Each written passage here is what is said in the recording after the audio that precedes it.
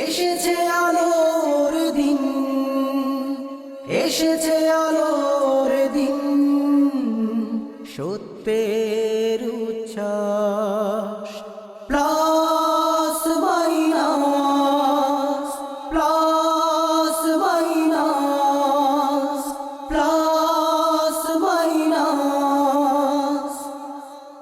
পেছনে ফেলে রাত, সামনে বাড়ায় হাত, বেদনা শঙ্কাবিহীন, সত্য সুন্দর যত। আসসালামু আলাইকুম ওয়া রাহমাতুল্লাহ। ইন্নাল হামদালিল্লাহ ওয়াসসালাতু ওয়াসসালামু আলা রাসূলিল্লাহ ওয়া আলা আলিহি ওয়া সাহবিহি ওয়া মান ওয়ালা। সুপ্রিয় দর্শক শ্রোতা, গত পর্বে প্রাণী জগতের বিচিত্র জীবন পদ্ধতি কিভাবে আমাদেরকে আল্লাহর পথ দেখায় সে বিষয়ে আলোচনা রেখেছিলাম। তারই ধারাবাহিকতায় আজকের এই আলোচনার অবতারণা। বিভিন্ন ধরনের পাখিদের পথ চলা আমাদেরকে অভিভূত করে তোলে। কিভাবে তারা পূর্ব অভিজ্ঞতা ছাড়াই এ দুঃসাধ্য কার্য দীর্ঘকাল যাবৎ অভ্রান্তভাবে সম্পাদন করে চলেছে। তাদের কাছে কোনো কম্পাস নেই, ক্যালকুলেটর নেই, চুম্বক নেই, ভূগোলের জ্ঞান নেই, নেই বিজ্ঞানের জ্ঞান। কিন্তু তারা এসব সম্পাদন করছে কিভাবে? এর উত্তরে নিশ্চয় আমাদেরকে বলতে হবে মহান আল্লাহ। তিনি তাদেরকে এভাবে পথ চলার জ্ঞান শিখিয়ে দিয়েছেন। এটা তার সৃষ্টি বৈচিত্র্য। কিছু কিছু পাখি দলবদ্ধভাবে চলাফেরা করে। এ দলবদ্ধ জীবনযাপনের উপকারিতা পাখিরা মানুষের অনেক আগে শিখে ফেলেছে। এই পাখিরা আকাশে ঝাঁক বেঁধে ওড়ে। ঝাঁকের আকারটি দেখতে অনেকটা ইংরেজি ভি অক্ষরের মতো। এই ভি আকারে ওড়ার মধ্যেও অনেক হিকমত নিহিত আছে বলে বিজ্ঞানীরা মনে করেন। অতি সম্প্রতি ফ্রান্সের একদল বিজ্ঞানী গবেষণা করে বলেছেন, ওড়ার সময় পাখিদের ভি আকার ধারণ করার কারণে অনেক শক্তি কম ব্যয় করতে হয়।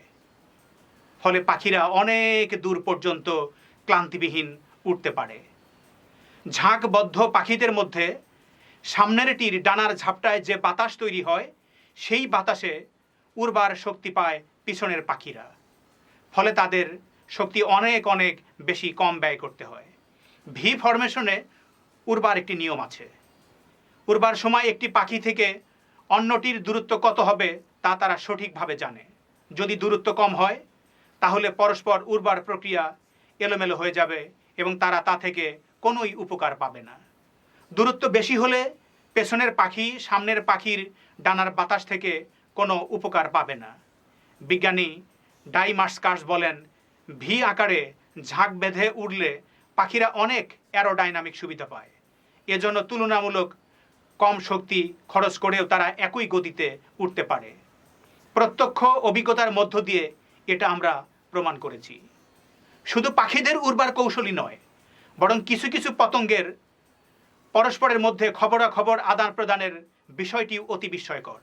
প্রবল বাতাসে কিংবা ঝড়ের ঝাপটায় যখন কোনো বিপদগ্রস্ত পতঙ্গ ঘরের জানালা দিয়ে প্রবেশ করে চিলে কোঠায় আশ্রয় নেয়, এমন সময় কেউ যদি তাকে বিপদগ্রস্ত করবার চেষ্টা করে, তখন সে স্বজন পুরুষ পতঙ্গটির নিকট গোপন সংকেত পাঠায়।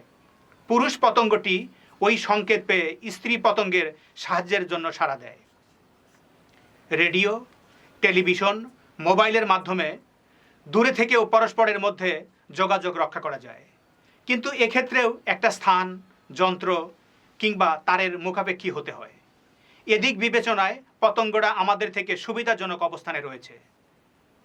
এক ধরনের কাঁকড়া ও চিংড়ি আছে যাদের শরীরের কোনো দাঁড়া বা নখর খোয়া গেলে সঙ্গে সঙ্গেই তারা তাদের দেহকোষ ও প্রজননকারী উপাদানগুলোকে সক্রিয় করার মাধ্যমে নতুন নখর জন্মাতে আরম্ভ করে।